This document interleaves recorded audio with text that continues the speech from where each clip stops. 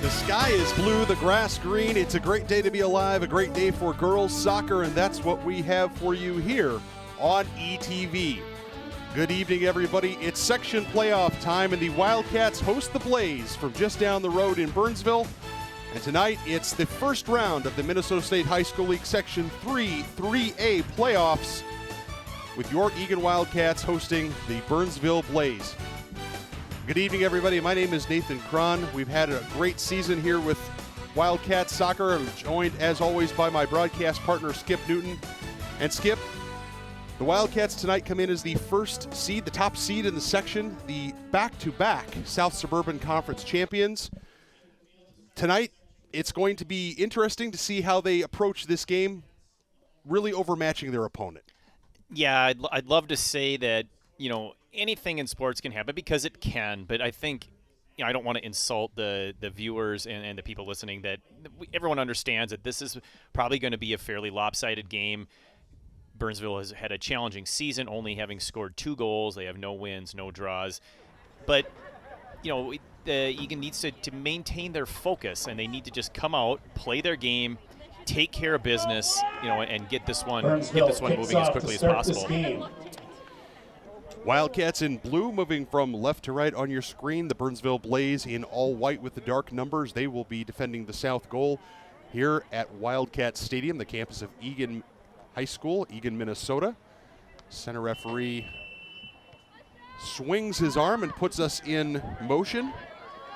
And we'll set your lineups momentarily. Let's catch the Burnsville lineup first as that ball goes into touch. And goal kick for the Wildcats. Will restart with a goal kick. Edo, Wallace, Smith, Lenton, Wilson, Kaufman, Pothini, Watson, Patterson, Valin, and Warren are your starting 11 for the Blaze. As Skip mentioned, the Burnsville Blaze have struggled this year. They're a very young team, only 4 seniors on the team, three juniors, so lots of underclassmen playing. And as Skip, I'm sure you would agree with me, underclassmen in this conference is a very, very tough assignment for any coach. Yeah, experience really does make a difference at the varsity level. You're used to the pace and the physicality of the game. You're used to the short schedule and the short amount of prep time. I mean, it doesn't take a whole lot of time for the season to get going, and they have to be ready, and having experienced players really helps. One of the experienced senior captains, Josie Seehafer, there for the Wildcats, puts that in on goal, and Wallace sends that out. Pass from Josie Seehafer, number 18, results in a corner kick for the Wildcats. Of the this will evening. Be their first of the game. It will be from the near side for the Wildcats. So we will set your Mia Wildcat lineup here momentarily. Kick Wildcats. Mia Kosnick starting in the midfield for the Wildcats. She will put her right foot to this right side of your screen and swing it in.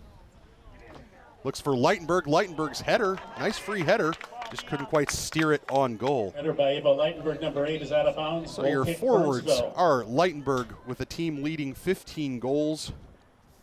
And check my notes, 6 assists. On the other side, Josie Seehafer, 10 goals, 6 assists on the year.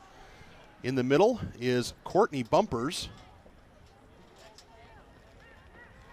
Midfield is Siljan, Jolstrom, and Kosnick. I think Ehrenberg is also playing in the midfield. It remains to be seen if she's going to be playing. Remains to be seen if she's going to be playing in the center of the field as a midfielder or in the back. She's playing a center defensive mid now. And Enning, Rosga, and Fall are your defenders. So 3 at the back. And as always, Maddie Weissel in the back between the sticks for the Wildcats. Rosga steps around, sends one on goal. It goes wide, but nice job, Sienna Rosga. Shot taken, number 15, Sienna Rosga. Wide, goal kick for the Blaze. So Rosga and Horn, by my statistics, are the only 2 Wildcats this year who have not scored. Wildcat varsity players, I should say, that have not scored. So I imagine that there's a chance that they will have the green light to try to go to goal and get a varsity goal, especially Ella Horn, as she is a senior this year. So you never know when it might be your last game, so you want to get one. And she was cruelly, I think it's fair to say, Skip, you and I agree, she was cruelly robbed of a first varsity goal against the Apple Valley Eagles last week. Yeah, that was unfortunate for her. The team was working hard to get her a goal. She put one in and was called offside, and the replay showed that indeed that should have been a good goal. A nice shot there, but too far to the left. So the Wildcats, last time they matched up against these Burnsville Blaze, it was a lopsided Wildcat victory, 12-0 to the Wildcats. And the Wildcats did do a good job, I think, in the second half particularly of really taking their foot off the gas. But sometimes goals just keep going in. That does happen. And a few seniors got their either first or second goals, first goal of the senior season, that kind of thing, especially the defenders like Fall and Cron. So Wildcats, though, certainly not going to disrespect the Blaze by not giving their maximum effort. And, of course, the Blaze would love to be plucky and make the Wildcats work a little bit. And a foul there, a far side against the Blaze. Just a trip, nothing much in that. But a free kick for the Wildcats, free kick far side. Wildcats.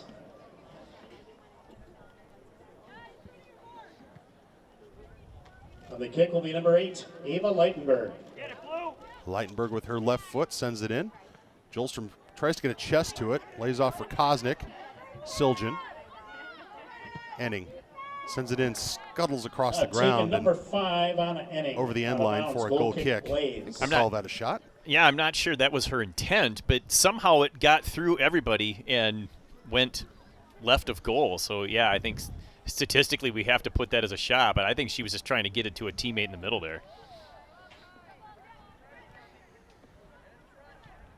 A few alterations in the starting lineup, Skip, that you and I have seen over the last handful of conference games for these Wildcats. And, of course, Coach Q wanting to give some of his players a little bit of a rest, maybe try a few different combinations, as well as give a few girls an opportunity to get on the score sheet this season. Seehafer attacking to the far side. She's got a right foot. She slides it in. Falls for Jolstrom, and Jolstrom splits the uprights for the field goal. So the Wildcats with 5 shots, no shots on goal yet. Wildcats really need to steer that on, but is there a risk? Is there a risk? I'll just ask it rhetorically, or perhaps not rhetorically, Skip. Is there a risk with, playing too much with your lineup, getting out of your rhythm, not playing the lineup that you would probably expect to see if this was going to be a much more competitive game? What do you think?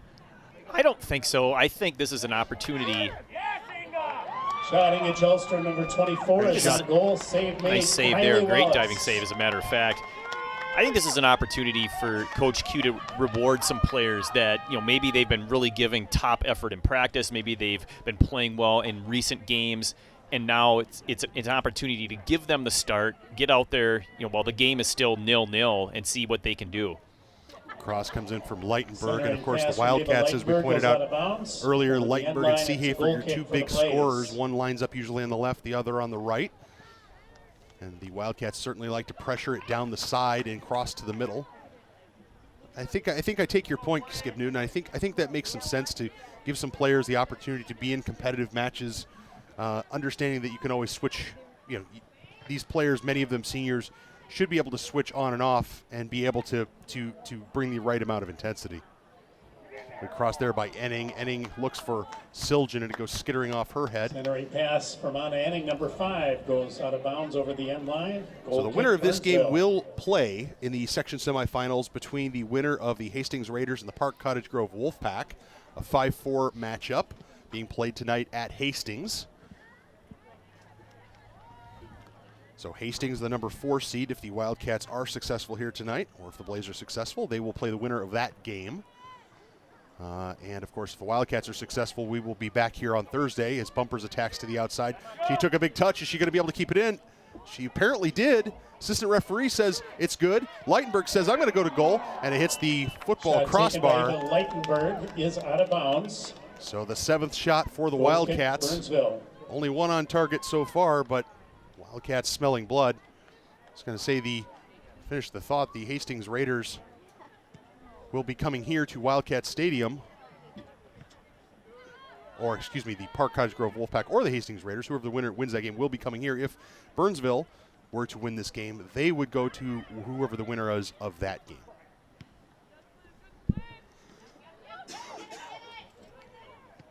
Seehafer crosses that in, looking for Leitenberg, and Leitenberg is in an offside position. Number 8 with the shot on the center referee waves off. The assistant says yes, she was offside, but the keeper has the ball. We're going to let her distribute with a punt instead of a free kick. A little on-air production meeting. Do you know if the scores of the other section games are updated live? And if so, where would we find those? Where would our listeners find those? A good question. I think, honestly, the best place to look would be Twitter. Twitter or Instagram. Because that appears to be the modus operandi of most booster clubs. So, for instance, at halftime, folks, we will be checking Twitter, perhaps also Instagram. We'll see if we can get some additional information on what's going on between Park and Hastings. And, of course, the Rosemont-Apple Valley game is also going on in another quarterfinal, as well as the Eastview somebody's playing Eastview. I can tell you that in just a second here. They are playing Bloomington Jefferson. Jefferson, that's right. And, of course, after this game, the South Suburban Conference champion boys soccer Wildcats will be taking on the aforementioned Bloomington Jefferson Jaguars. So stick around after this game. That game will kick off just a little bit, probably just a shade after 7 o'clock. Given that there was some travel challenges for the Burnsville Blaze girls team to get here, so we started a little late. And we appreciate you joining us from wherever you are, whether you are from Hoven, South Dakota, Lakewood Ranch, Florida, or parts unknown. Special shout out to all our folks down in Florida, family and friends. Hopefully you're able to watch. Hopefully the power's still on down there, and we hope and pray that you're safe and that your pets aren't taking it too hard. Heading to the corner. She crosses, bumpers crosses. Somebody in blue needs to get on the end of this. Here's an opportunity for Ehrenberg, and Ehrenberg cashes in. So Olivia Ehrenberg in the 11th minute scores for the Wildcats, and it's 1-0. Finally, the Wildcats are able to connect there. You'll see the replay here as that one came out. Perfect scoring opportunity. She didn't need to blast it, just put enough on it and put it in the right spot. It was a great finish there by Ehrenberg. Good layoff that time by Leitenberg to get it to Ehrenberg. Good cross came in from Enning.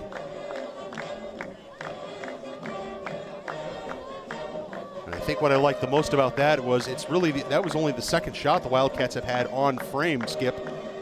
So 2 shots on frame, 1 goal. That's a good ratio.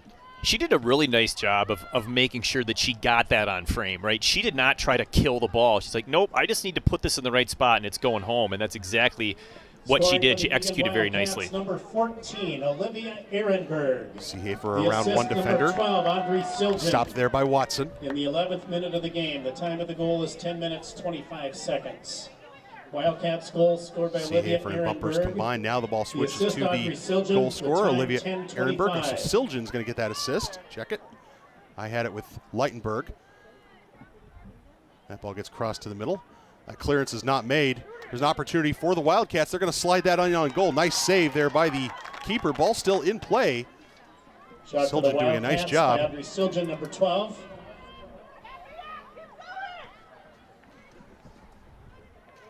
So the ball comes back in for Ava Leitenberg. Leitenberg goes to goal, and Leitenberg scores. Did not see who that was from, but that will be in the 13th minute for the Wildcats. And we think that was also from Siljan. Yeah, good pass, good finish. Looked like it was from Kosnick, I believe. We'll wait for the official score, but this Wildcats striking quickly here in the first few minutes of the first half. Another example of a nice finish, right? Again, didn't need to blast it through the back of the net. Just put it in the corner, and you're going to score. I mean, really, really solid finish there by Leitenberg. Not a surprise. I mean, she's the team's leading goal scorer for a reason. Yeah, 15 goals, 6 assists on the year. Scoring for the Eagan Wildcats, number 8, Ava Leitenberg. The assist obviously to number 25, Mia Kosnick. Big part of the in the 12th minute Eagan of the game. offense, Time of the goal which is you would 11 expect as minutes, this cross 23 comes seconds. in from Leitenberg. Seehafer's going to get on the end of it. She gets a touch to the right foot. Now she's dispossessed. Nicely done that time by the defense. That was Watson again. Called her name a couple of times now. Feeds forward for Wilson. Blaze. Really nice defensive play there. Seehafer thought she had her beat, but Watson said, not on my watch.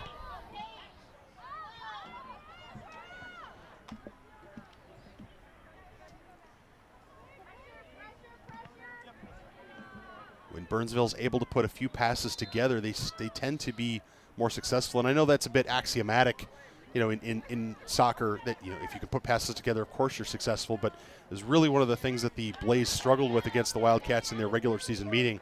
There were very few times they were able to put any passes together before a Wildcat defender would either intercept the ball or put in a tackle. Kosnick with it. She slides it across for Ehrenberg. One touch, nicely done. Jolstrom back out now for Razga. Razga tries to slide this through. Siljan, good block that time. Kosnick says, I'm going to give it a try. That was a wicked shot. We've seen Kosnick a couple of times unleash that foot, Skip, and that was a nice ball. Yeah, she crushed that thing just a little wide, but she was aiming for the post, which is what you need to do when you're that far out, either into the corners or up high just under the crossbar. A really nice shot. Leitenberg steps in front of this, slides it to the middle, looking for Seehafer. Seehafer gets it on her foot, tries to switch. Bumper says, I'll take that shot.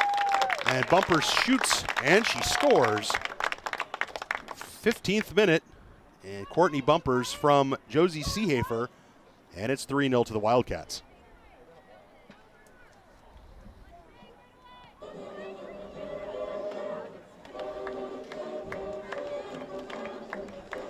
Yeah, nice finish again by the Wildcats. You'll see here, it goes over wide open in the middle. That's kind of where we've seen all three of the goals come from. But the one thing I noticed there is she didn't waste time with a touch. She knew she could get a good shot off initially, and she took it. Yeah, if there is one thing that sometimes some of the forwards for the Wildcats have struggled with, it is taking that extra touch in the penalty area. But that time Bumpers left no doubt. Well, I have to say, with these shots that have been on frame, that have gone to goal, 5 on frame, 3 goals. Skip, the Wildcats are doing a nice job of keeping that ball down. When it's on frame, they're keeping it down. Seehafer in the 14th minute of the game, the time of the goal, 13 Siljan minutes, slides this ball forward. All-state track runner Ava Leitenberg is going to get a touch to it. She's got it on her left foot, serves it across. Flicked on by Seehafer, and a great save by Wallace, getting her mitts to that. Seehafer one touch. It had the goal written all over it, and Wallace says, not today, Josie. Yeah, it was a really nice reaction there by Wallace to make that save. I mean, it was such a bang-bang play. I'm sure when that ball came across and Seehafer first contacted it, she probably assumed that thing was in. Here's a through ball from Siljan to Bumpers. Bumpers left foot. Oh, she scores again. Courtney Bumpers uses the left foot in the 16th minute, and she's on a brace.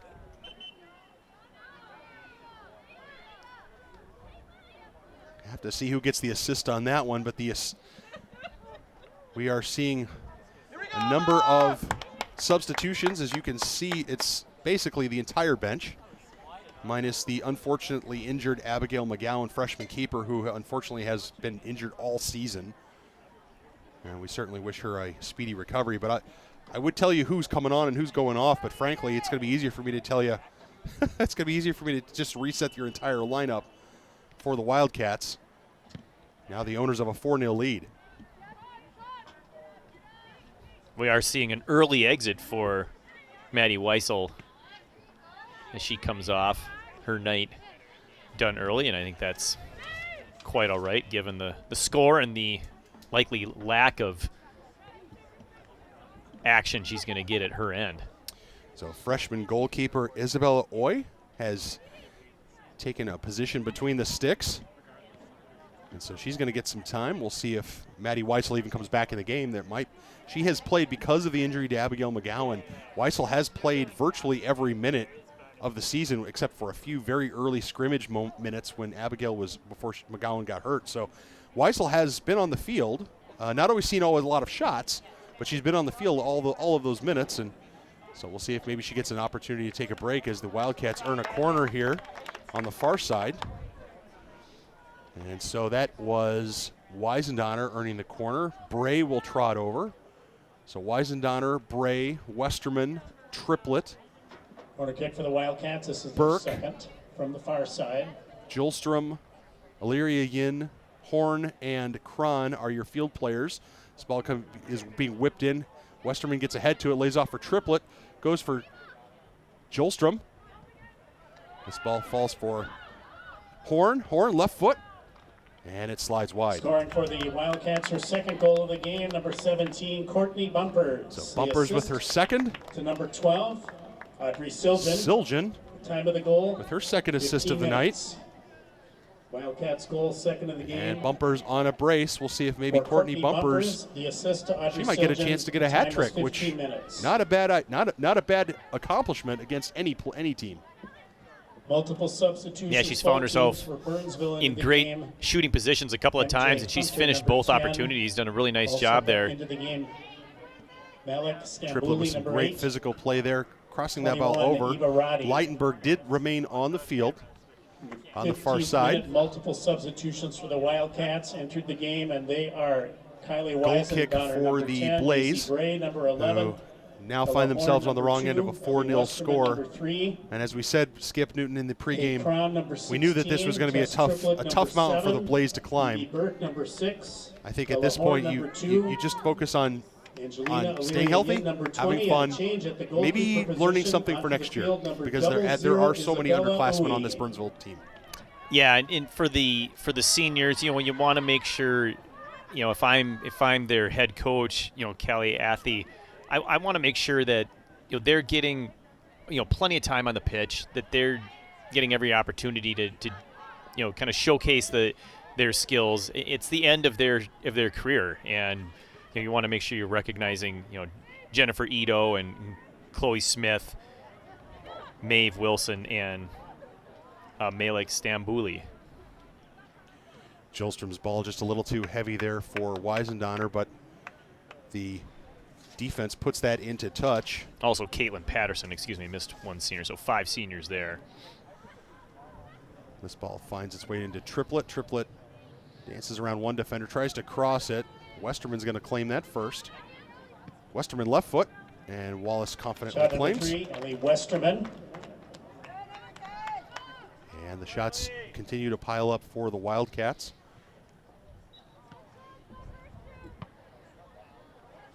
Wildcats using 3 defenders at the back. Weisendonner slides that. Wow, she went to goal.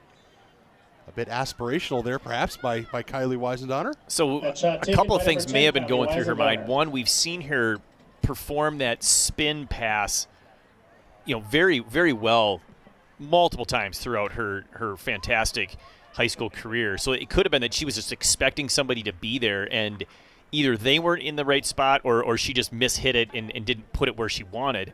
Or she knew that the goalkeeper, Wallace, was off her line and thought maybe if I can surprise her and pop one over her head, and she just didn't get under it.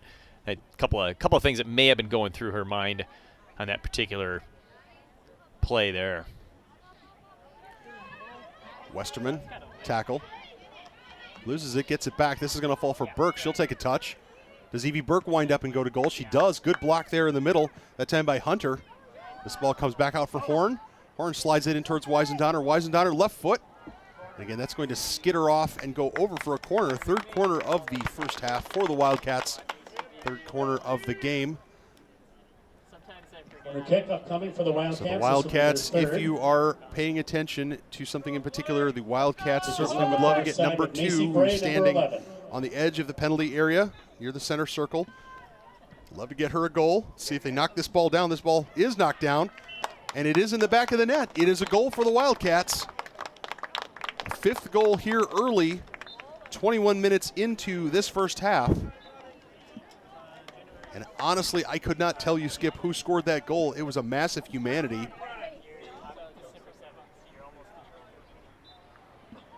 Camera's focusing on number 3 there. That's Westerman. We'll see if she indeed is the one. The ball's coming in. We look at the replay. Westerman standing in front of the keeper, Wallace. It goes in. And it did look like, yes, Westerman was the one getting a foot on it, so she gets the goal. Nice score there by Westerman off the corner. And great camera work by our ETV crew, Skip, to bring us those replays. Of course, we've got the replay capabilities. We sometimes don't have that here for soccer just because there's so much going on, but playoffs-wise, section playoffs, we should have the truck and should have replay capability for all 3 section games for the Wildcat girls and boys. Speaking of Westerman, tries to get that ball, and she's dispossessed there. Nicely done by the Blaze. Now she's going to try it again. Scoring for the Wildcats, number 3, Ellie Westerman. Crosses to the side, sends it in on goal. The assist to number 11, Macy Bray. Time of the Bray goal, with the 20 assist. minutes, 6 seconds, the 21st minute of the game. Wildcats goal scored by Ellie Westerman. The assist, Macy Bray. The time, 20:06. So Bray with that assist brings up a really interesting statistic. That's her 10th assist on the season. 7 of those assists on corner kicks, including this one right here. That is an excellent statistic, Skip Newton, and really demonstrates the free kick for the Blaze. Really demonstrates the value of being deadly on, or effective, maybe is a better word, effective on set piece plays, including corners. Also speaks to the effectiveness and efficiency with which Macy puts the ball where it needs to be put so her teammates can score. Previously returning to the game, number 14. Triplett over the top for Leitenberg. Leitenberg taking on the defenders, And that ball is going to be off, and I think that's going to go for a corner. Center referee says that is a corner. So corner off to the side. Defense sure did a great job keeping up with Leitenberg. Corner kick for the Wildcats. This is their fourth. See if Weisendonner takes this one. Indeed, it will be Kylie Weisendonner. Kylie Weisendonner. Right side of your screen. She'll swing this into the middle. Ball comes in towards Triplett, and Triplett shoots it wide. It went off Triplett's hip, but it goes wide. Triplett went with the strategy there that if I can get any body part on it, I'm close enough, it likely will deflect in. That does work a lot of the times. Unfortunately, the deflection went wide, but I mean, she definitely had enough power, even though she didn't get a typical like head or foot on that one. But still, a nice job winning that one in the air and deflecting it in the direction of the goal. Leitenberg pops that up towards Bray. Bray battles with it. She gets it back. Burke's going to take over.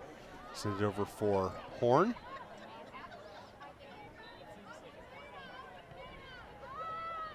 Cron now with it.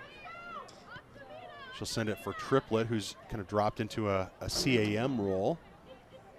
So not sure there's a foul there.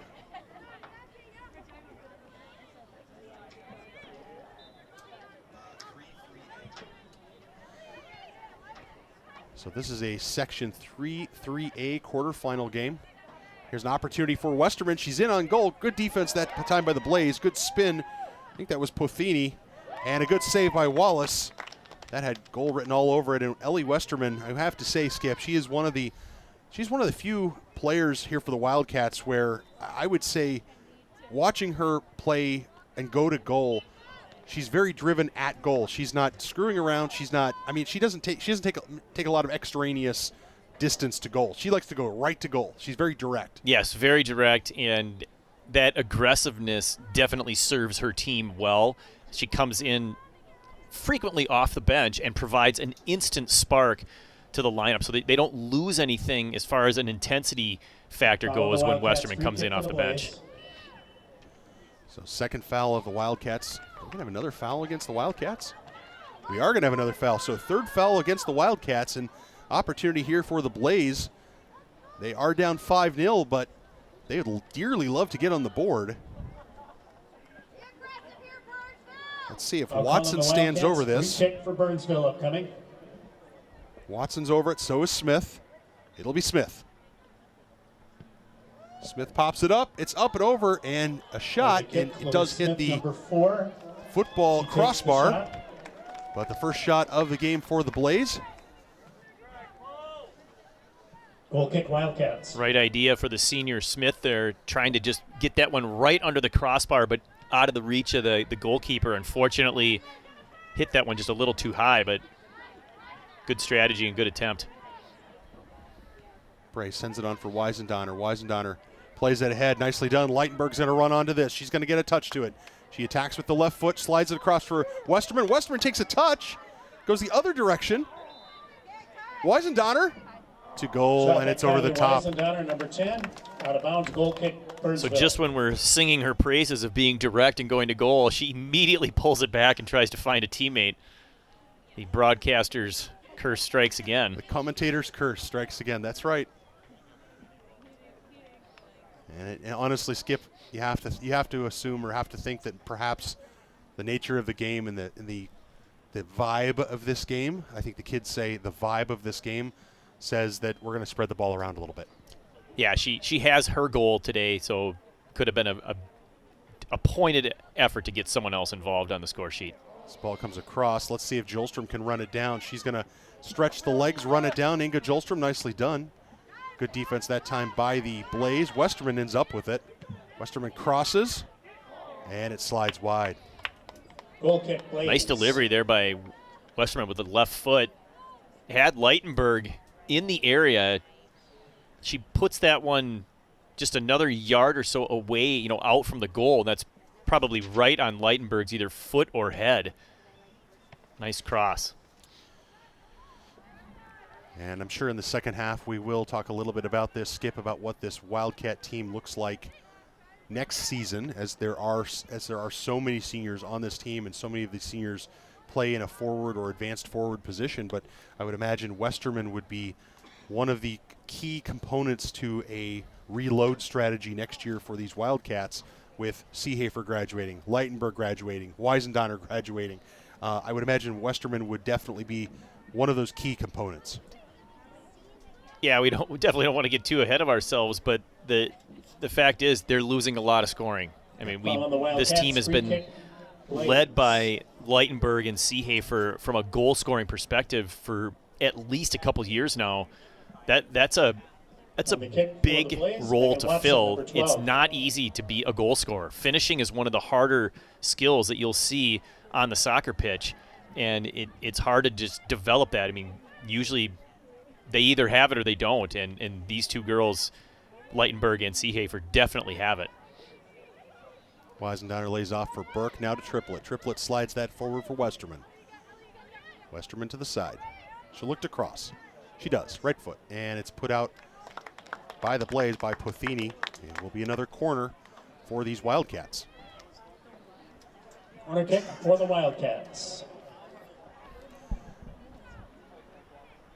And the only reason I bring that up, of course, Skip, is just purely because, this is the playoffs. This is the playoffs, and these girls have 3 home games left, hopefully, and that's it for the Wildcats. And after that, anything can happen. This ball comes in towards the near post.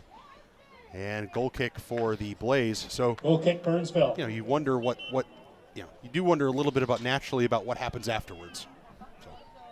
Yeah, you get to section play, and the finality of it hits home in a hurry. And obviously, the Wildcats aren't going to experience that here this evening. They're comfortably ahead, and they'll be in control of this one.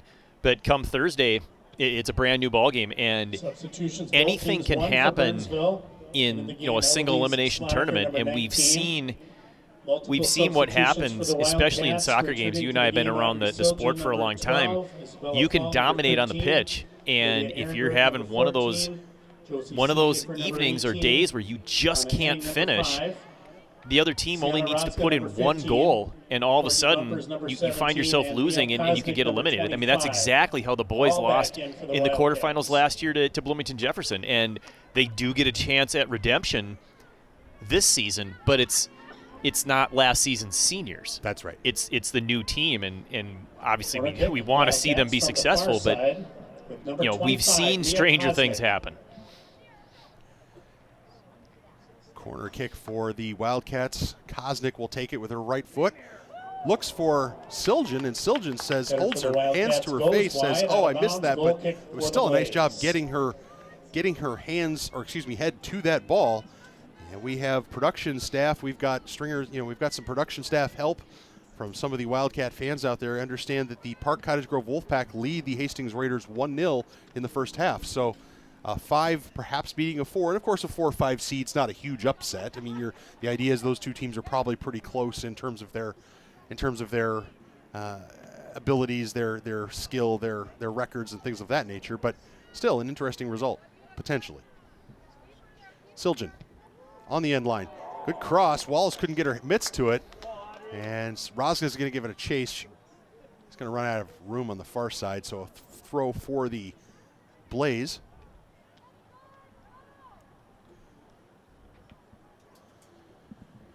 Opportunity for the Wildcats tonight, Skip. I think, though, to take a breath and take a few bows. I mean, these girls have been in 2 consecutive seasons the South Suburban Conference champions. They were the reigning champions, and they are the current champions, and that's a neat accomplishment for any group of athletes. And of course, back-to-back number 1 seeds in the sections. Nothing to sneeze at either. This ball finds Enning, who's checked back in. We'll reset your lineup here momentarily as the Wildcats have substituted a number of players. Westerman to the side, Westerman to the middle. Good cross there. That was a shot on goal. Wallace gets her mitts to it. So Westerman, Bumpers, and Seehafer are your forwards, with Siljan, Koznick, Burke, Ehrenberg in your midfield. Fall, Rosga, and Enning are your defenders. This ball comes through to Westerman. Westerman on goal, left foot, and Westerman tucks it in. Westerman tucks it in the 32nd minute. And we are in running time. If that Park score should hold up, and we're going to try to keep track of that, that would be an upset record-wise. I mean, they're sitting with 4 wins and 4 draws on the season with 8 losses. Just another great finish there by Westerman. Now she's got 2 to go along with bumpers. But Hastings has a much better record. You know, Suburban East, Park's playing in what I would call a harder conference, but still that's an interesting score. We'll keep our eyes on that one for sure. In the 32nd minute, the time of the goal, 31 minutes, 31 seconds. So live indications that the Raiders and Wolfpack have gone to halftime in Hastings. 12-odd Resilgen, the time 31-31. Park with a 1-0 lead. We'll repeat the announcement on the 5th Wildcat So goal. Westerman with the cross. Also scored by number 3, Ellie Westerman. The assist on that goal went to number 11, Macy Bray. The time was 20:06. So the Wildcats continuing to keep 3 at the back, pushing an extra player forward. Know that's something that Coach Q has wanted to experiment with, especially when a goal is needed. So some time for these Wildcats to play with a 3-back formation and figure things out defensively, be able to move the ball, be able to know where their teammates are to connect passes. Certainly very helpful. Audrey Siljan picking up the assist on that last goal. She now has 3 assists on the evening, so really nice game for her. Shot for Anna Anning, number 5. On Anning with a shot on goal from distance. So, and of course, with 3 at the back, you wouldn't expect the outside backs to necessarily push up quite that much, but Anning and Rosga will certainly take the opportunity to put a shot in towards the box and see what happens. Westerman crosses this looking for Seehafer. Seehafer with a little flick on. Didn't quite come off for her. And Burnsville gets a good clearance, but it's knocked down by Burke. Burke's so good with that head. Nice job there by Edo. Battle in the middle there for Watson. And lay off that time, tackle made by Kosnick.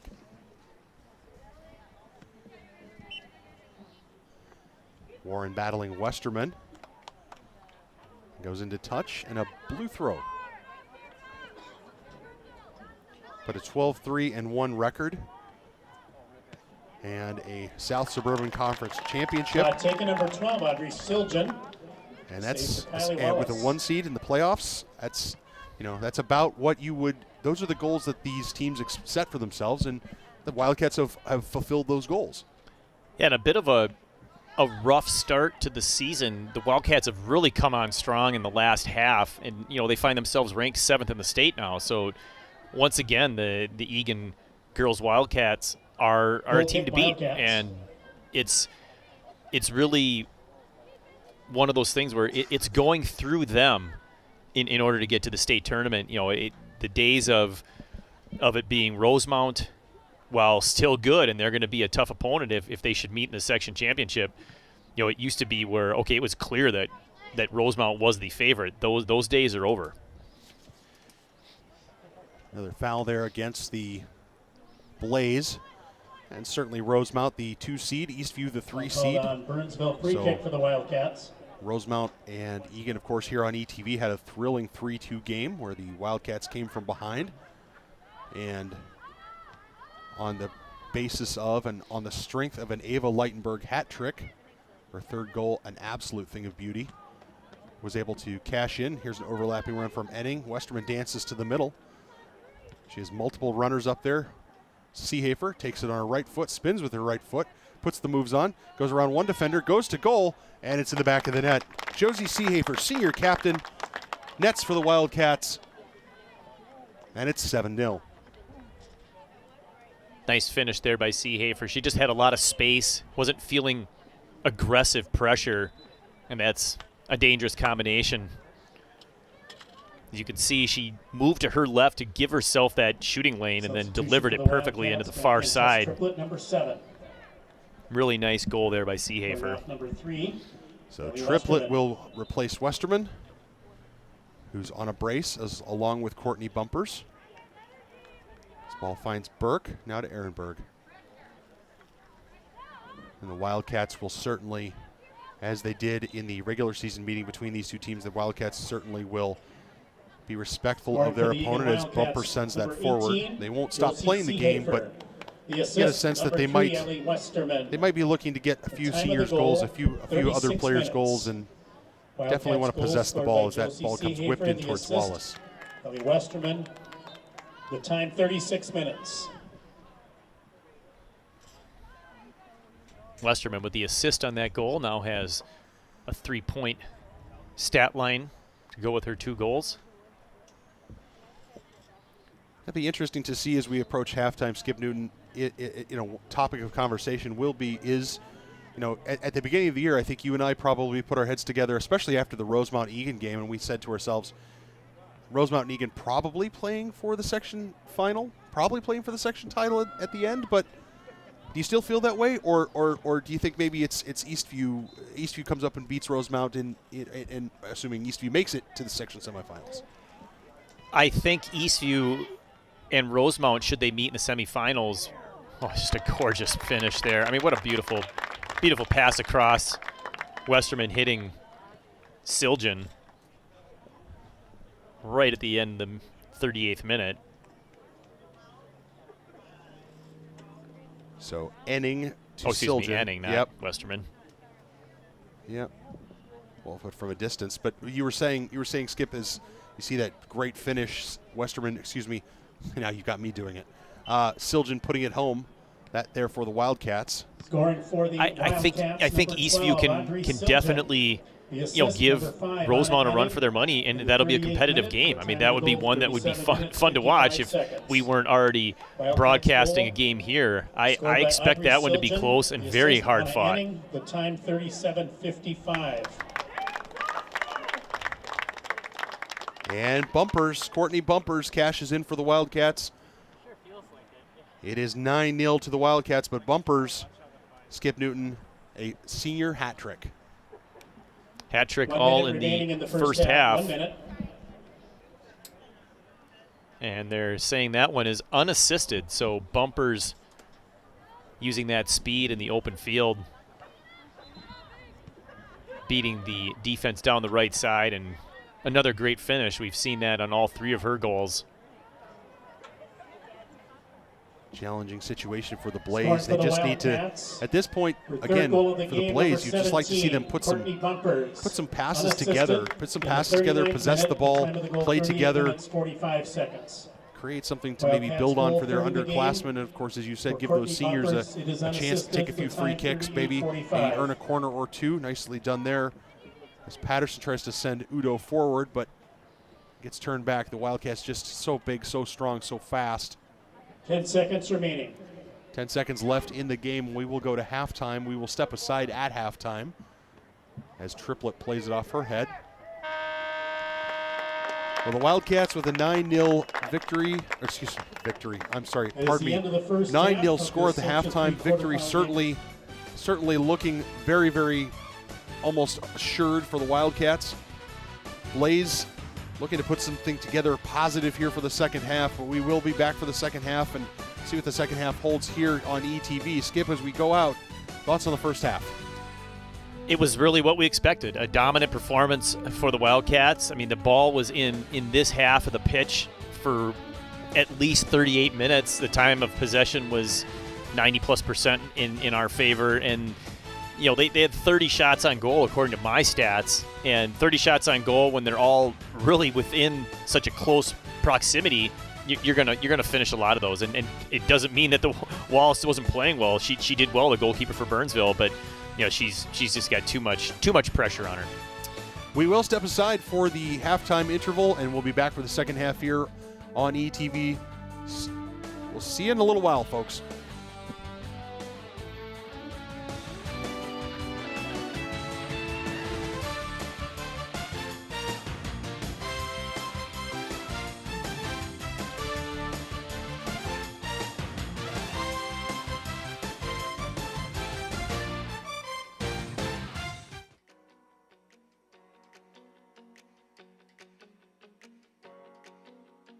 The Open Door is a hunger relief organization. We were founded in Eagan. We now serve all of Dakota County.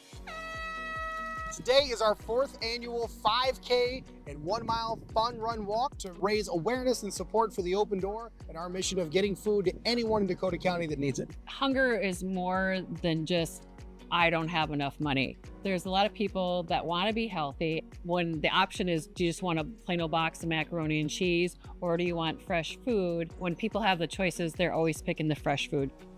On an average month, we'll get fresh and healthy food to 18 to 20,000 people across Dakota County.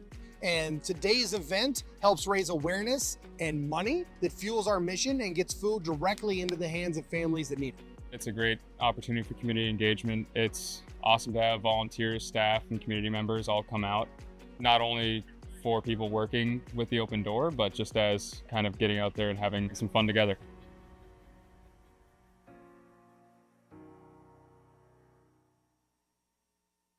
I'll see y'all.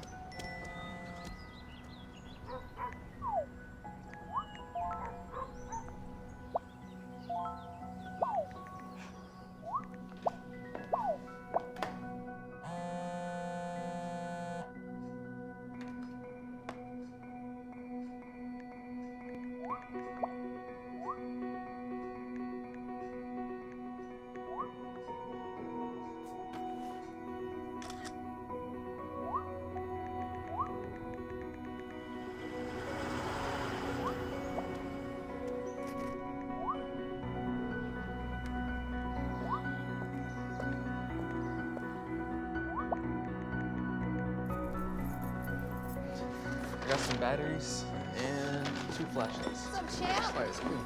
I feel like you get taller every time I see you. Congratulations, Brandon. Game, game.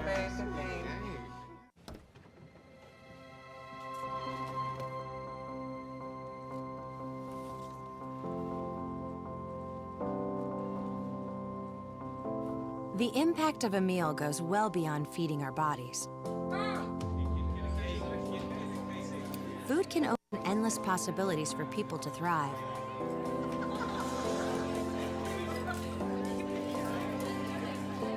Because when people are fed, futures are nourished.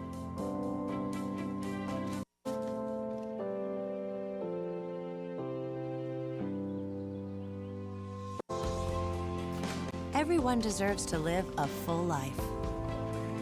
And with your help, together we can end hunger. Join the movement at feedingamerica.org/actnow.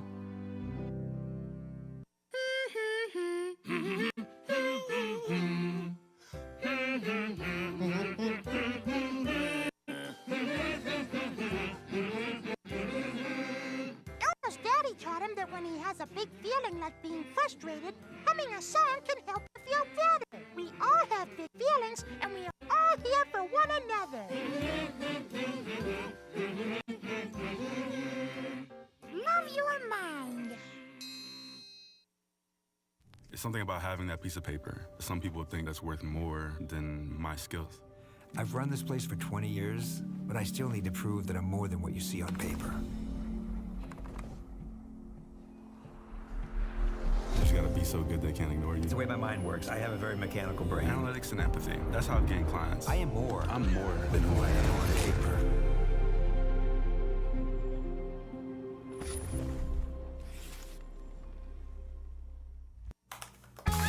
Emma, did you hear? Todd's in the hospital. Who's Todd? He got a collapsed lung from vaping. He thought it was cool. Not cool. Promise you won't vape, Emma. It can lead to a lifelong addiction, and we can't be friends if your lungs collapse. Bogus. Wacky sitcom teens aren't the best people to talk to your kid about vaping. Hey, you got a minute? You are. Start the conversation with your child about vaping today. We are looking at the ways we live and act and commute and work that creates a space that's going to be a great space, a sustainable space for the further generations.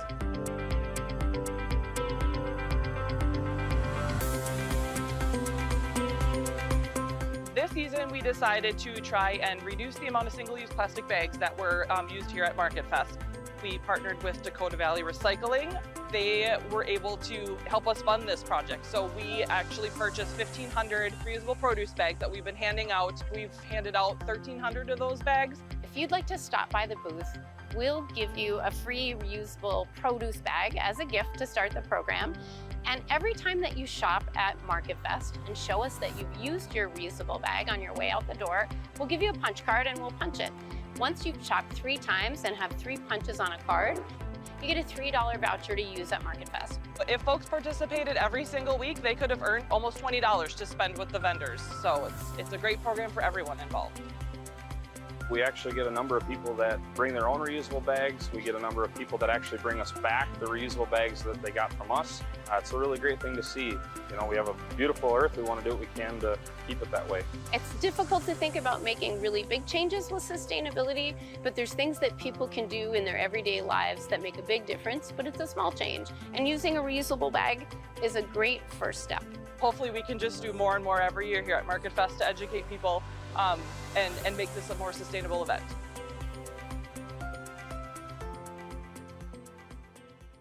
You know, how you feel on the inside is just as important to me as how you feel on the outside. Oh, Daddy. I'm grown up in every way. Care of me, you're my grown up, and I know you're there. I know grown up, and you know I care. 'Cause it's you and me and me and you. So when you are okay or not okay, I'll take care of you.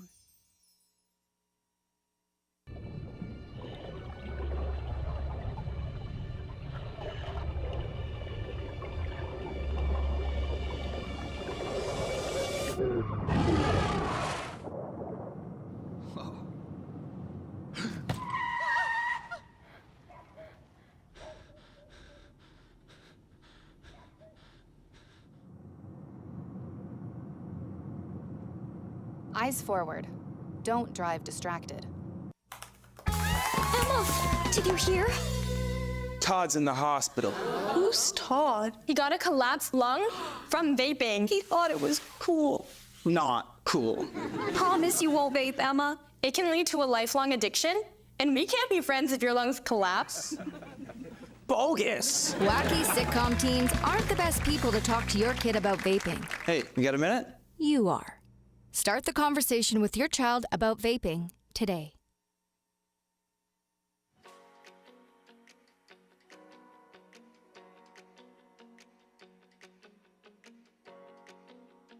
The Open Door is a hunger relief organization. We were founded in Eagan. We now serve all of Dakota County.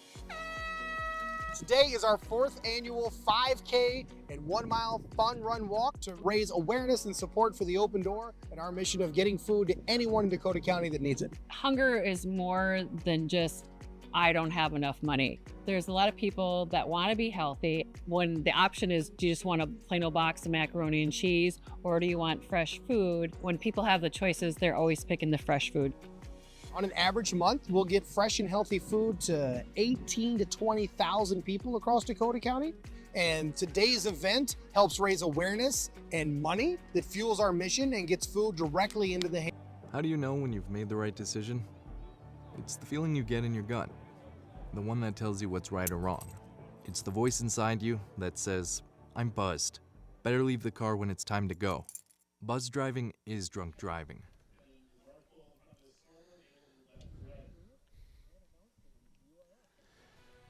Welcome back, everybody, to the second half, the Section 3-3A quarterfinals between the Eagan Wildcats and the Burnsville Blaze. Wildcats enjoying a substantial lead here at halftime. We'll talk about that just momentarily, but in fact, why not talk? Well, let's talk about some of the opportunities we have here in the city of Eagan. The 2024 Fall Activities registration is now open. Go to discovereagan.com, and we'd urge everybody to check out that site as well as the ETV YouTube channel, as you'll get replays of these games and opportunities to see new games, so make sure you subscribe to that as well. So the Wildcats take the field.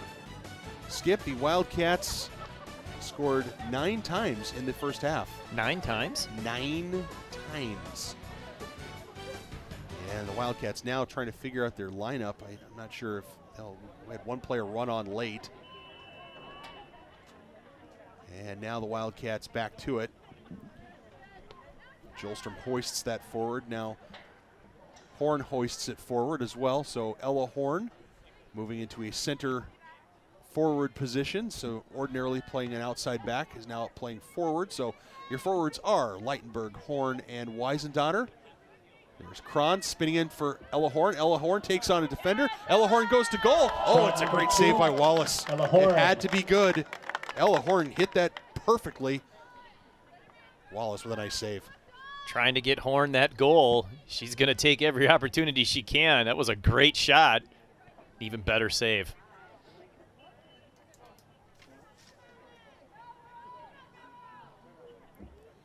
Foul there against the Blaze, against the Wildcats, against Weisendotter.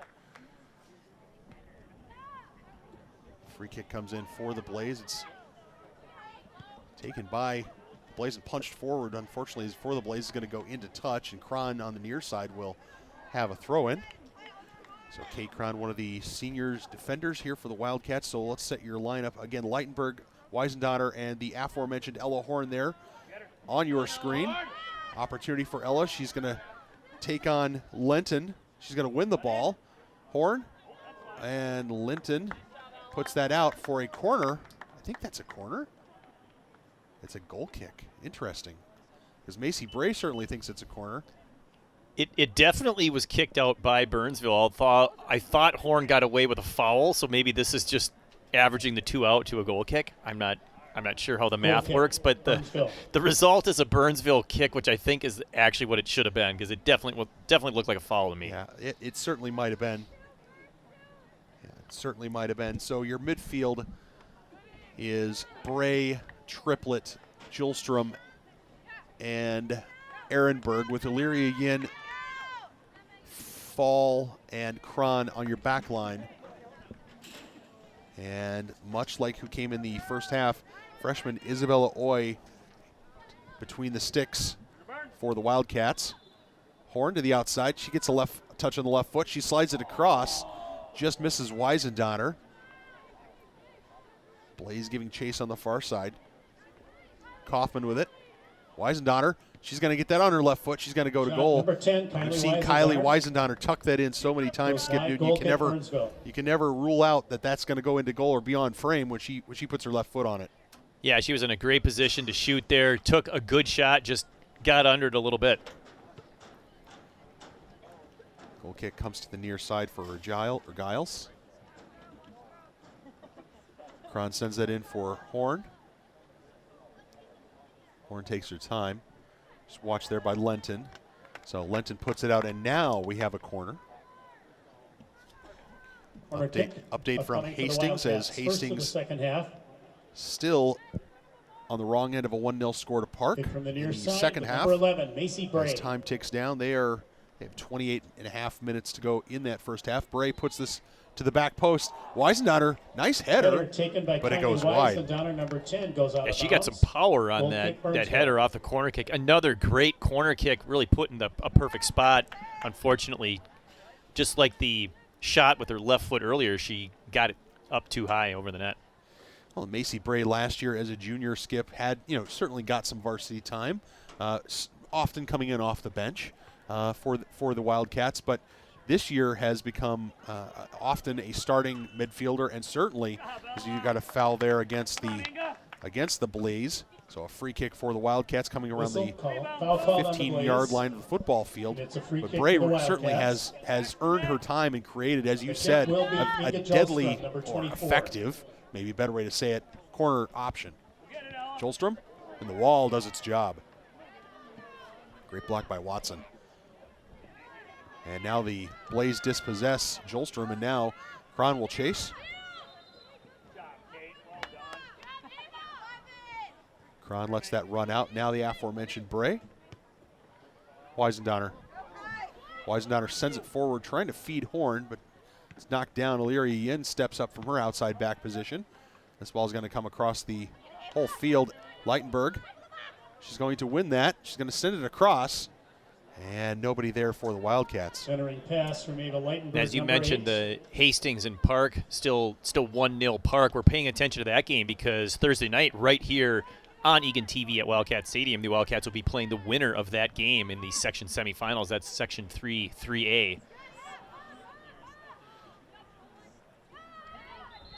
So Udo bringing the ball up against Cron and a plethora of Wildcats. In fact, we determined in talking with our production staff that a group of Wildcats has a specific term, Skip Newton. Do you know what that term is? There's so many different terms for packs or schools or whatever it is. Yes. A flock. I'm sure it's not a flock of Wildcats, but I am very curious what this is going to be. A group of Wildcats is known as a destruction of Wildcats. A destruction. A destruction of Wildcats. Speaking of the Wildcats, this ball gets played forward. Good job that time by Lenton shielding off Horn, and that has become that the Horn versus Lenton battle, as we'll see it redevelop here, is becoming an interesting battle within the game as Leitenberg takes the ball and a destruction of Wildcats moves forward. Rather an interesting term, Skip. I'll be honest, I'm a little disappointed that we've been doing this for this long and we just learned about this. I feel like this will enhance our broadcast from this point forward. Well, we never claim to be perfect, we just claim to have fun. And speaking of having fun, Triplet dances between three defenders, finds Horn. Horn tries to go to goal. She's got a left foot. It's blocked that time. Ball gets fed across again. Cleared that time by the Blaze. Ehrenberg finds Illyria Yin. Now switches to the far side. Ball comes in towards Horn. She knocks it down, lays off that time for Triplet. Opportunity for Bray. Bray turns and shoots. And nice job that time by Wallace, keeping her body in front of that.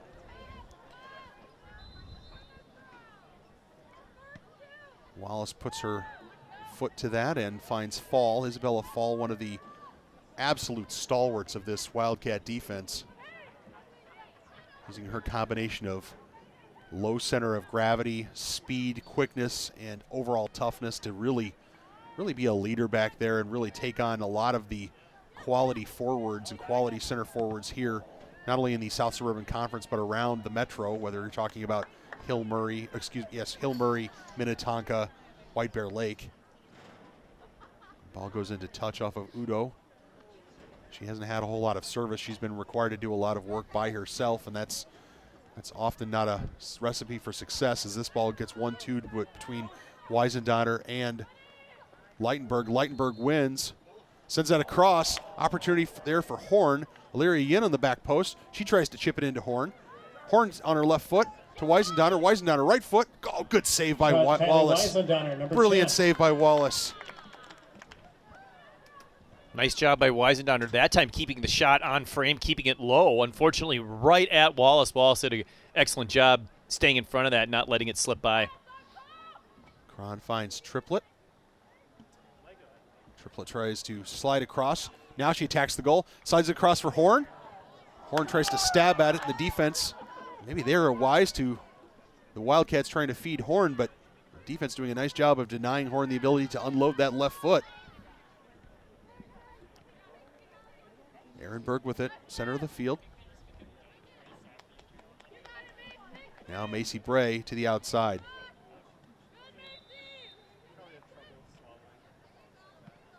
Ball gets put into touch, and we will have a substitute here for the Burnsville Blaze. So a good opportunity to take a look perhaps at the other side of the 3A bracket. We've already talked about the Park Hastings game, the other quarterfinal that feeds into this one. But on the other side of the bracket, we will have that graphic up as soon as we have another dead ball. Weisendotter all the way across. That was intercepted.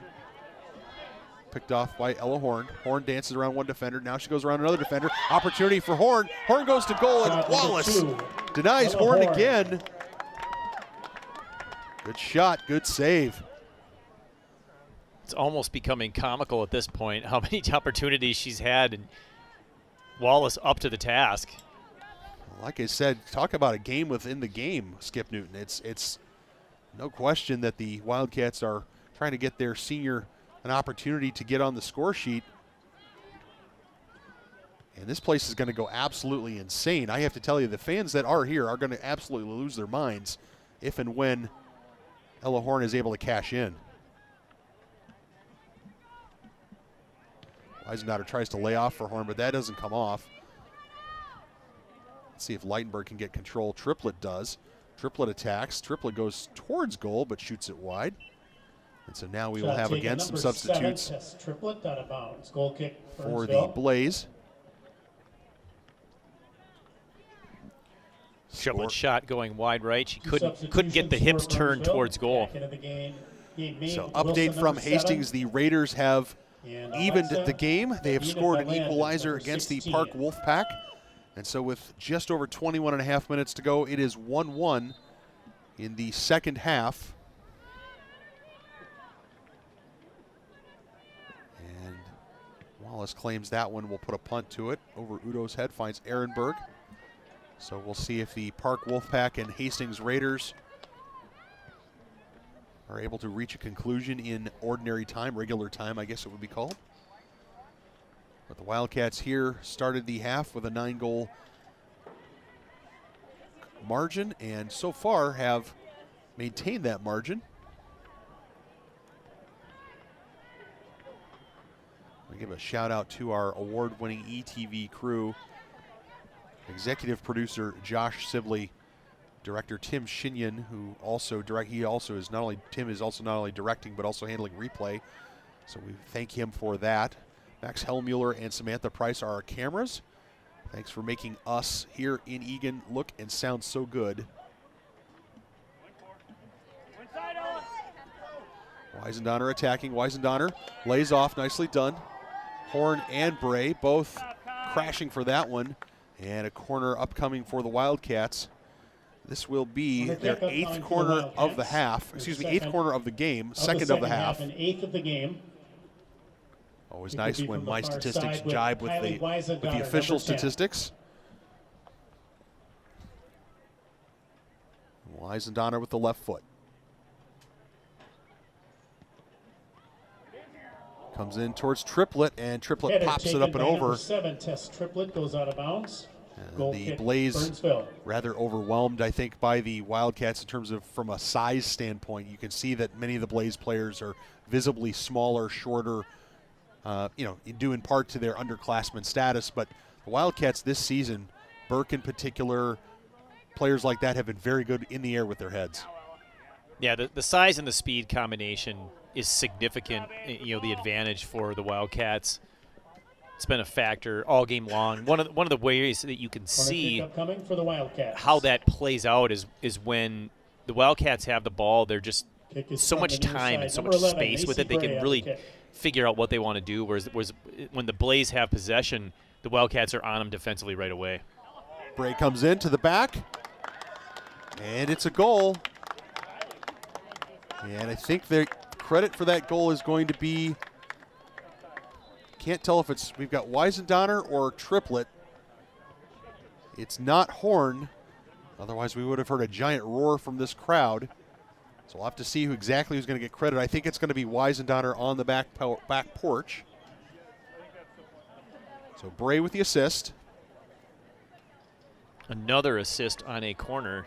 Yeah, it did look like it was Weisendonner. She was right there with Horn as the two came together, but Weisendonner got the boot on it. So in the 54th minute, Weisendonner on the back door scores for the Wildcats. Now a 10-goal margin.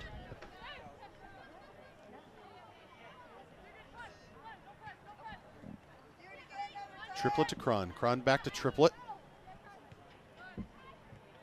Triplett for Weisendonner. Weisendonner slides that one forward. It's a foot race between Leitenberg and Wilson. And I believe we're going to have another corner. We will. So 6 corners for the Wildcats in the first half. They have 4 now in the second half for a total of 10. And Bray will stand over it again.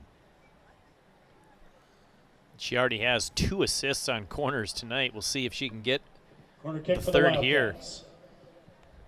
Horn right in the middle of the 6, number 2 there. Horn attacked with the head, and it just went up and over. You can see a Goal kick wry Burnsville. smile on her face, thinking, man, if I was just maybe 2 inches taller and got on top of that, that would be on frame. But as Wildcats goal scored by Kylie Weisendonner. The assist to Macy Bray. The time Weisendonner to the end line, she crosses 53-15. looking for Horn. Horn couldn't quite get onto that. Good defense that time by the Blaze. Horn tries to pitch it back in. She's left-footed, as is Leitenberg. Horn pops that one up in the air. Let's see if Wildcats can maintain possession. Jolstrom with it. Jolstrom says, I'll try to go to goal. It's a bit of a scuff. And that will be off. And as we take a look at the Section 3-3A playoffs, you can see Hastings and Park on the other side of this semifinal bracket, and the Irish and Eagles battling it out in Rosemount tonight. From the far side. And the Jefferson girls visiting Eastview for the other And quarterfinals. Kylie So Weisendonner with the kick. we'll see how those turn out, but certainly you would like Rosemount and Eastview to win those games. This gets whipped in towards the near post, and Jolstrom pokes that home with her right foot. So Jolstrom pokes that home in the 57th minute, and so Bray, I believe, picks up another assist, Skip. That she did. It's really quite incredible how many statistics, how many sheet marks she gets on these corner kicks. I think coming in, she had, 6 assists on corners alone, and now she's got 3 more here tonight.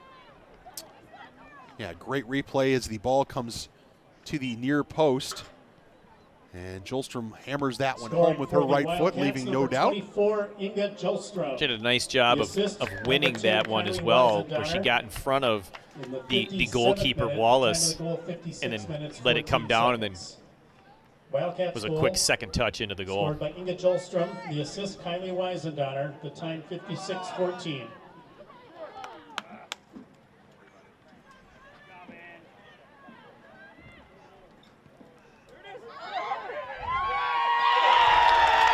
And there it is.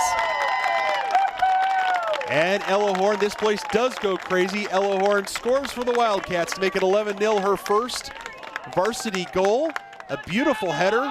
Great cross that time from the outside. Comes to the middle, and Ella Horn, I think right before she was being substituted out, scores for the Wildcats. Happy for Ella Horn, a senior who has given a lot to this program. She had that one lined up the whole way. She's just waiting for it. All she had to do was direct it into the net. A beautiful cross by Elaria Yin. Gets on the score sheet for the first time tonight. There you see the aforementioned Ella Horn, who wasn't sure if she was supposed to be on the field after those substitutions or not. But she can say now that she has scored for the Wildcats as a senior, and that's always something fun to be able to feel. And every player, frankly, every player should feel that at least a few times in their career. Wildcats have equaled their goal output from the first meeting between these two clubs. 58th minute for Burnsville, number 5. Neela Josephs is in the game. Siljan runs through the defense there for Wilson, feeds that to the middle. Bumpers with it. Bumpers already with a hat trick tonight. She'll play that negative back for Ehrenberg. So we'll talk a little bit about your lineup. You've got Fall in the middle with Enning and Rozga on the outside. You have Burke, Ehrenberg, Kosnick in the middle. And scoring for the Wildcats, number 2, along with Ella Siljan. Horn. And then Bumpers and Westerman up front. Angelina Illyria Rozga, who is also an outside back, she slides to the middle. She comes off the near side. Kick save that time by Wallace. So Rozga has been sent into an advanced outside position. See if Sienna Rozga can get on the scoring sheet. So holding her place on the back line is Seehafer. So Ehrenberg knocks that down, so Seehafer will try to feed this forward for Rozga. She does. A 1-2 attempt for Kosnick doesn't quite come off, and the Wildcats will regroup.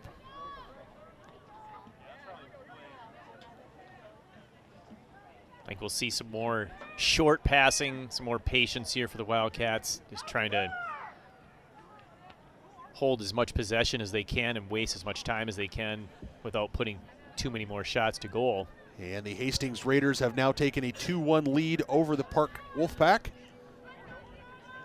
So Hastings in a right now 2-1 with just over 12 and a half minutes to go. Park chasing that game as this ball goes behind for a corner. Kosnick will come forward for that.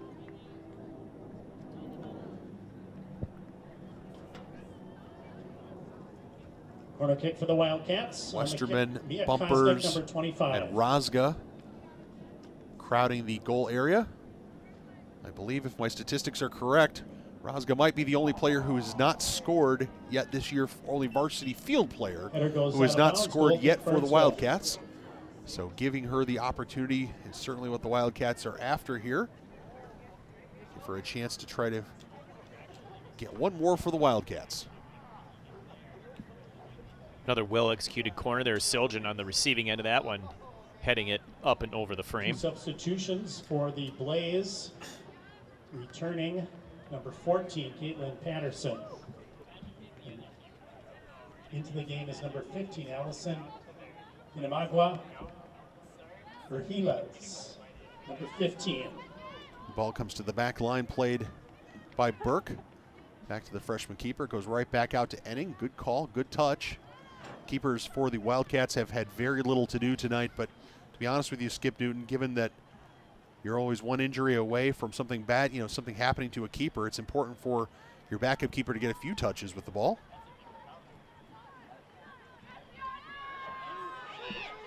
Ball comes to the edge and goes over the top. Good hit that time by the Wildcats, good hit that time by Rozga, but just slid over the top. That shot taken by Mia Kosnick, number 25.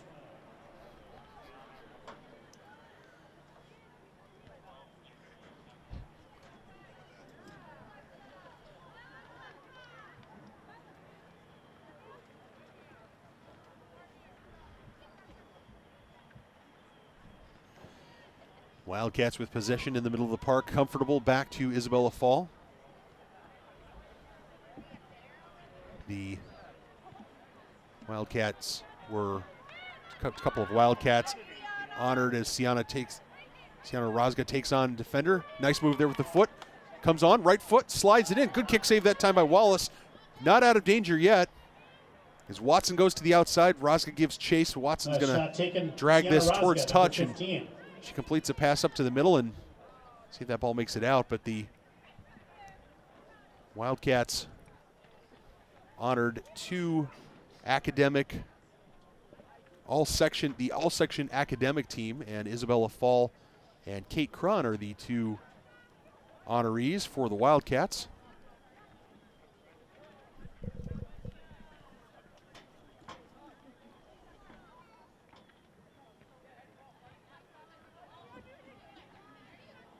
Nice patience here for the Wildcats. Again, they don't need to pressure too aggressively. They know the score. They know that goal kick for the Blaze. You really don't need to run things up. No, not at all. Wildcat boosters would like to thank their platinum sponsors: Ansari's Chips Pickleball Club, Eagan Hockey Association, Twin Cities Orthopedics, the Willie team at Edina Realty, and Wave Soccer. Thank you so much for being platinum sponsors all season of this program. And of course, the boys and girls program work together on their sponsorships, so really sponsoring both programs. As Siljan tries to slide that through to Rozga. Rozga will reset. Now she'll get the ball on her feet. Let's see, Rozga going to do a 1-2 there with Ehrenberg, where Ehrenberg gives it back to her. Rozga slides to the middle. Westerman's going to make a run after it. She's on a brace as well. Good defense that time by Wilson. Sends it forward, but it finds touch.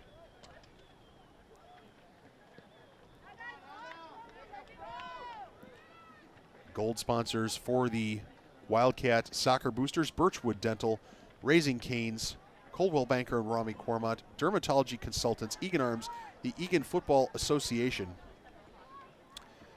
Escape With Us Vacations, Homestead Auto, Salvo Soccer Club, Teresa's Triple Diamond Sports Cards, And goal from the far side. I think that's going to be, Westerman. Yeah, that's Westerman. So apologies. I was right in the middle of reading the sponsors, Ellie, but congratulations on your hat trick. 13-0 now to the Wildcats in the 65th minute.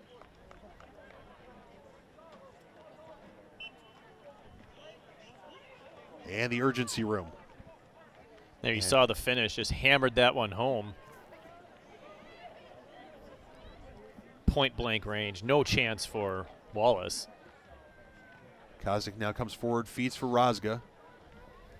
This is going to be off of Burnsville. It's going to go into touch, very deep throw in. Not sure why the assistant referee signaled that was a Burnsville throw in. It seemed like it was pretty obviously off the back defender, but at this point I think referees just want to have the game move along.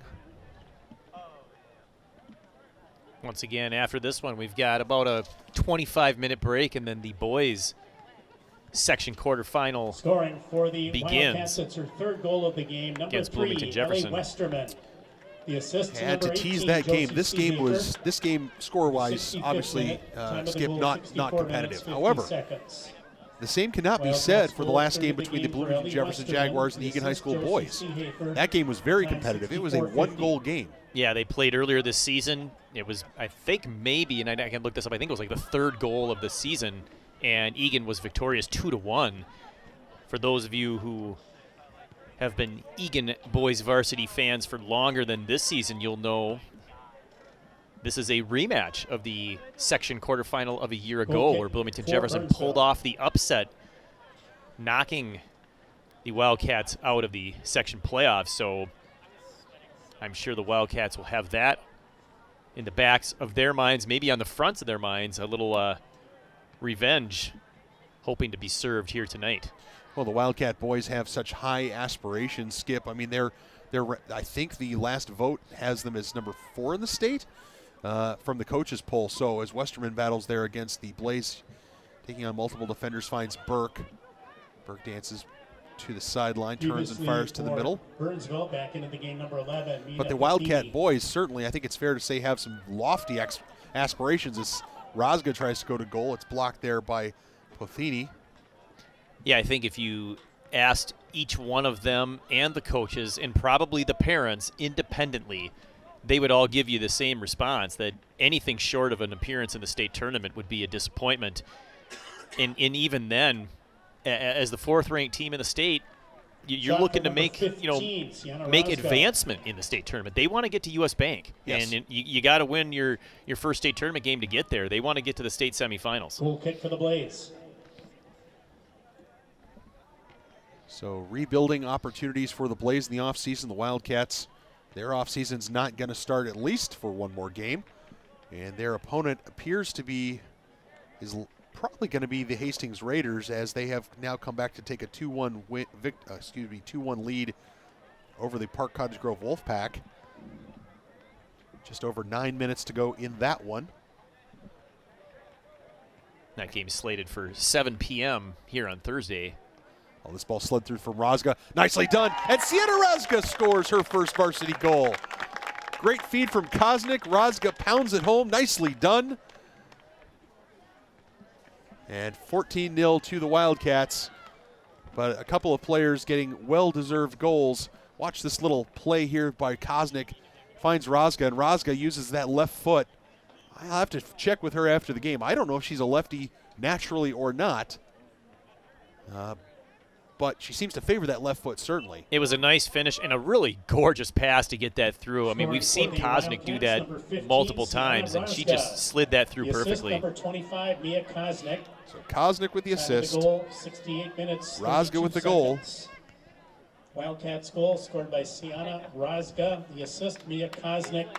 The time, 68-32. And the Wildcats, I have to think now, will definitely take their foot off the gas, given that everybody has scored this season. All the field players have scored this season, I should say.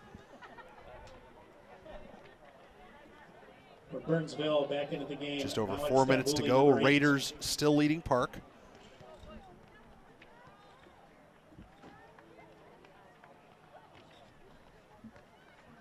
given the greater than a 5-goal difference here. We're playing on running time, which is why we're actually catching up to that game, even though we started late due to some transportation issues for the Blaze, arriving a little bit late. Wildcats passing this one around, just playing keep away. No need to advance it. Well, Skip, as we said earlier in the broadcast, this is an opportunity for the Wildcats to celebrate a little bit, enjoy an opportunity to put a few goals on the board, and really enjoy some of their accomplishments, like a section 1 seed, a 1 seed in the section. Celebrate back-to-back conference titles, which is not something that a lot of players in any sport at any level get to celebrate. Wildcats look, other than with the unfortunate injury early in the season to Abigail McGowan, other than that, Abigail McGowan, everybody in blue is healthy, certainly looks healthy, and has played well here tonight. So hopefully the Wildcats will save a few of these goals for what appears to be the Hastings Raiders, as they're inside 3 minutes to go in Hastings.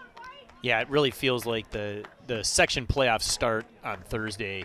That should be a competitive game. Wildcats still the favorite given their seeding and their state rank, but Hastings will bring as much as they can, I'm sure, and then that should not be a lopsided game. I expect that one to be close, and hopefully the girls are up to the challenge and they can get back into the section championship for the 5th year in a row.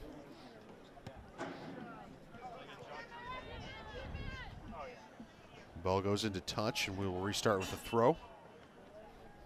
And to the Burnsville seniors and their families, thank you so much for all of your hard work and your dedication to a Burnsville soccer program that clearly is rebuilding, is moving forward, has a lot of underclassmen. Hopefully the Blaze can keep those underclassmen playing and keep them here, and make sure that the Burnsville Blaze logo and name can be said again with pride very, very soon, as they attempt to rebuild a program that has obviously fallen on some tough times. But thank you so much to the seniors and their families. It hurts to have the last game of your senior season be in a situation like this, but knowing that it hurts this much, you do it all again. Yeah, you make friendships, you learn, you grow. I mean, that's a lot of why us as parents put our kids into sports, and that's why the kids enjoy it, is the friendships that they make on the pitch and develop leadership skills and how to work as a team. Those are all important things that come out of this, and you don't have to be a winning team to develop those skills. Siljan there attacking the penalty area, and Wallace will claim that. Nice defense that time by Watson. And it's the last game for these Burnsville seniors, but it's not the last time they'll compete. We all know about the late night practices, the early morning practices, the bus trips, the deflated soccer balls, water bottles, tryouts, the thrill of victory, agony of defeat. And despite the result of the last game, no matter how it happens, you look back on the years of training, practice, development, and you know that even if the last game hurts like it's going to hurt tonight, you do it all again for your kid. Your kids would do it all again. We hope for these athletes that they take from this all of the great lessons that they've learned, like you've just mentioned, Skip. And thank you, ladies, for playing hard and working hard. Good luck and Godspeed to all of you.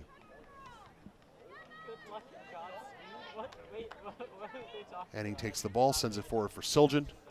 Wildcats in no great hurry here as this ball goes to the outside to Seehafer. Seehafer around Lenton to the outside. Lenton takes that ball away from Seehafer. You can see there Seehafer getting open and just not putting her foot on the gas at all. Good decision there. Just keep things in the middle third. Well, good opportunity for the Wildcats to rest a few players. Again, the intensity of this game after the first 30 minutes or so has obviously gone down substantially. And that is the benefit of a 1 seed. The benefit of a 1 seed is that you have an opportunity to play an opponent that you likely overmatch, and you have an opportunity to give some some players a little bit of time, maybe rest a few of your big guns, so to speak. But certainly the Wildcats will be ready next week on Thursday, as they will be hosting the Hastings Raiders. As we monitor Hastings Community Television, the Raiders have defeated the Park Cottage Grove Wolfpack 2-1 in Hastings.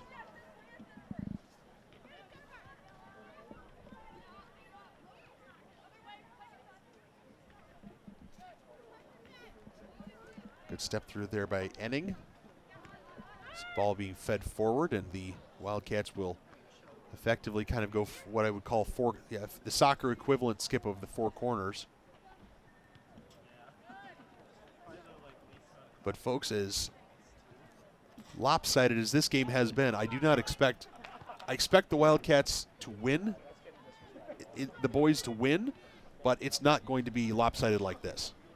That would be a big shock if the boys went out and put up a big number. Now, if they scored 5 goals, that wouldn't surprise me. The Wildcat boys have the ability to put the ball in the net, and they do it in bunches. I mean, they can get hot. They move the ball quickly. They connect well in the attacking third, and they generate a lot of scoring chances. And what I'm looking for tonight, and of course we're going to talk about this in the next broadcast, but we can get ahead of ourselves because we have a little bit of time here, is I'm looking for them to start out hot and score 2 or more goals in the first half, get the lead, and really put Bloomington Jefferson on their heels. Make them have to come back and be overly aggressive to try and get back into the game. I think that leads to even more opportunities with counterattacks, and that's something that I think the Wildcats will need to do in order to really take advantage and dominate the game if that's what's going to happen. And hopefully they can, because if they should yield the first goal, which does not happen often for these boys, that changes everything. And they haven't had to play from behind all that much, so I just as soon see them in that first game, take care of business early, and then hopefully that gives them the momentum going into Thursday. Well, the Wildcat boys will certainly have their work cut out for them, despite the fact they are a 1 seed. The Jefferson Jaguars do present a bit of a tough out. I think it's fair to say certainly a tougher out than you might assume with a 1-8 matchup. Perhaps it's fair to say that. In any event, we are 2 minutes and change away from the end of this one. Wildcats comfortably ahead. The Blaze, as I said, really in a rebuilding mode. Not able to, just really struggling with the speed and the intensity. Now, the other way to look at it, of course, is the Blaze are playing one of the top 10 teams in the state. If the Blaze were playing a team that probably wasn't quite as accomplished as the Wildcats, maybe it's a little different story. Exactly. And for those, just to wrap things up on the boys' side, for those wondering, why is there to seem to be some concern about an 8 seed, a team that's won 2 games and has 1 draw and the rest losses? The games have been competitive, the ones that they've lost, a lot of them. So, the Jaguars are not a team that has been blown out a lot. So I think that's why we are anticipating a game that might be closer than one would think, just based on the record. And Seehafer has taken control of that ball, dribbled it down the second half. edge. And so we'll see if Seehafer plays it back for Kosnick. She does. This might be an opportunity for the Wildcats just to put that ball down in the corner, but Siljan will pirouette, spin backwards. Here's an opportunity for Roddy. Roddy again has the ball on her feet. Goes around one defender, nicely done. Tries to slide that forward, it doesn't quite come off. And the Wildcats will claim Bumpers with her hat trick tonight. So 2 hat tricks, one for Westerman, one for Bumpers. Offensively, the Wildcats have presented, I wouldn't say balanced scoring, only because Leitenberg with 15 and Seehafer with 10 coming into this game are ahead. 10 seconds remaining. Test triplet, a distant third, but I will say that the Wildcats certainly have demonstrated there's a foul here against the Blaze, and that will take us to the end of the game. The Wildcats have demonstrated the ability to score goals in bunches, as we've seen here tonight. Wildcats came in, they took care of business, they did what they had to do. Skip Newton in handing the Blaze their season-ending defeat. Wildcats are ready now to move on, take on the Hastings Raiders in the semifinals on Thursday. Yeah, they played well. They did what they had to do, and this is what we expected. Now they need to really come back strong Thursday and know that it's going to be tougher competition, and they need to be ready to pick things up. And I'm looking forward to that game, and I hope they advance. Like, once again, getting back to this section championship next Tuesday is the goal. Well, the Wildcats hung 14 on the Blaze tonight, really outclassing the Blaze, and as you see there, the Wildcats with 14, Blaze 0. Hastings defeating Park 2-1. And so, in fact, Hastings Community TV picking up our feed, showing our score there as the Wildcats and Raiders will match up now in the semifinals here on Thursday. I do not know off the top of my head if that's a 5 o'clock game or a 7 o'clock game. In any event, both the boys and girls expect to be playing. And before the Wildcat boys can get to that semifinal, they have some business to take care of here this evening. So the Wildcat boys are on the field warming up. We will be back with the second game of our doubleheader, our Section 3-3A quarterfinal doubleheader here on ETV. But the final score, Eagan Wildcat girls 14, Burnsville Blaze girls 0. And we'll be back with the boys and taking on Jefferson here in about 15 or 20 minutes. So for Skip Newton, an award-winning ETV crew, my name is Nathan Cron. Thanks for joining us here on ETV. So long, everybody.